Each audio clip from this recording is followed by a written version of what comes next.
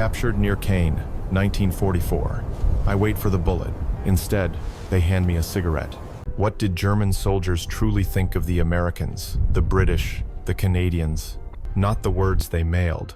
Home words they knew might be read. But the things they said when they thought no one was listening. Through enemy eyes, we see more than tactics. We see character. They were supposed to be monsters. That day, they were human. Goebbels told them the Americans were savages, that prisoners of war would be shot or starved. Yet here, behind barbed wire, the story didn't match the picture. These slips of paper, called Passerschein, promised fair treatment to any German willing to lay down his rifle.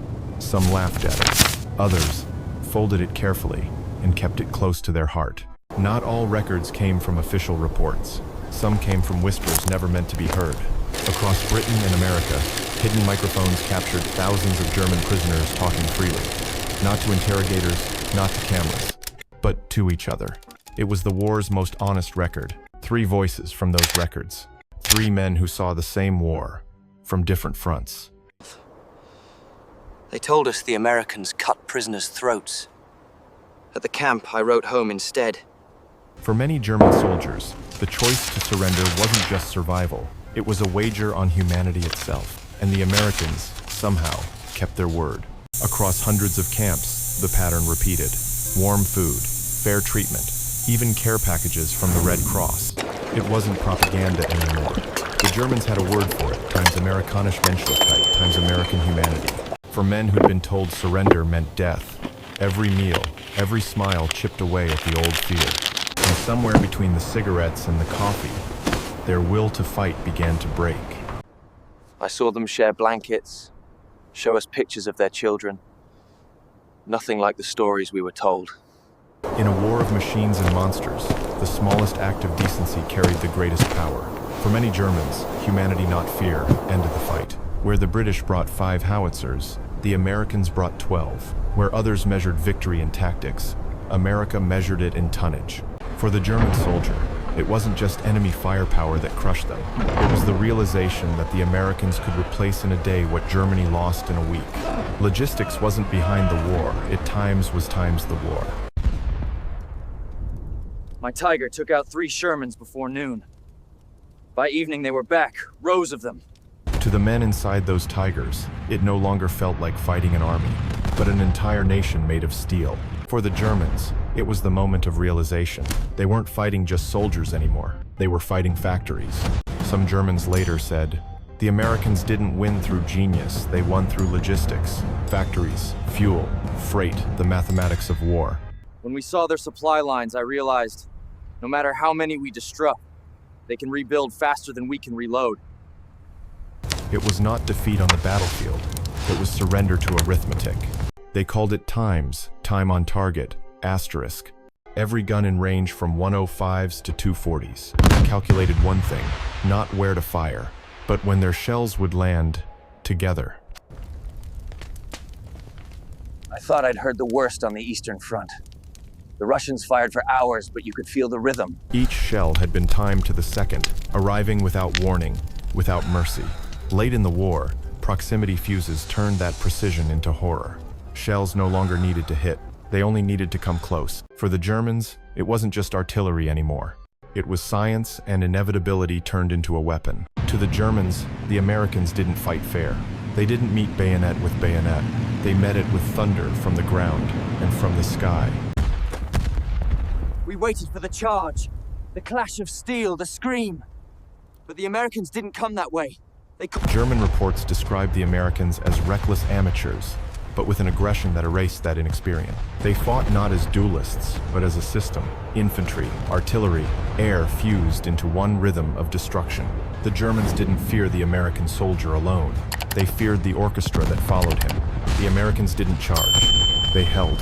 One regiment fixed the enemy in place under artillery, under air, while 2 more moved like jaws to close the trap. It was called the holding attack, a doctrine designed not for glory, but for economy, to trade time for lives and logistics for blood.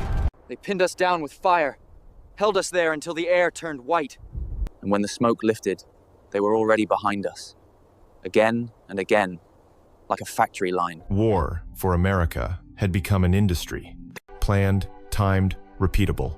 To German eyes, the British were professionals. Calm, deliberate, predictable, their attacks came not in waves, but in schedules.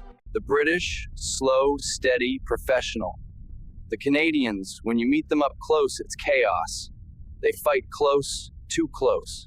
There were reasons for that caution. Britain remembered the slaughter of the last war, and after 5 years of this one, there were few young men left to replace the fallen. Their creed was simple: make the machines do the work. In North Africa, Rommel believed the British were the better soldiers. He praised their discipline and their pilot. The Americans, he said, were still learning. At first they stumbled, but they learned fast. Faster than we thought possible. Rommel once said, British experience has been put to good use in American equipment. By 1944, that equipment and the men who used it would drive his army out of Europe. For many German soldiers, captivity in America and Canada felt unreal. They had expected punishment. Instead, they found routine, work, and sometimes kindness. We learned to fix engines, to farm, to speak a few words of English. The guards shared cigarettes, even photos of their families. When the war ended, some went home, but others stayed. When the gates opened, many didn't return to ruins and silence. They chose to stay in a land that had once been their enemy, because what they'd found there was more than victory or defeat. It was humanity. It wasn't just soldiers who won the war. It was welders, machinists, engineers, the invisible army of the assembly line. The Americans had many generals: Patton, Eisenhower, Bradley. But the best one might have been General Motors. To the Germans, it became clear modern war was no longer won by courage or chance. It was won by system, by science, by the nation that could replace faster than the enemy could destroy. From Alabama to Ontario, the same line appeared in letters home. We are treated well, better than we deserve. We feared American firepower, but envied American humanity. They fought like thunder, yet treated us like men. And maybe that's why, when the war ended, so many of them stayed. The Germans saw in the Americans two things that should not coexist: the power to destroy and the will to preserve human dignity. In the same hand that held the rifle, there was also mercy. War was never just courage. It was logistics. It was science. But most of all, it was a moral choice, repeated every day. How to fight without losing what made you human. I still keep their Zippo, the one they gave me back in '44. The first time I ever thought maybe we were fighting the wrong enemy. Sources: German POW interrogations, translated letters, secret POW tapes, Trent Park, Passierschein leaflets, U.S. Army Field Manual 105. Written and produced for educational and historical purposes.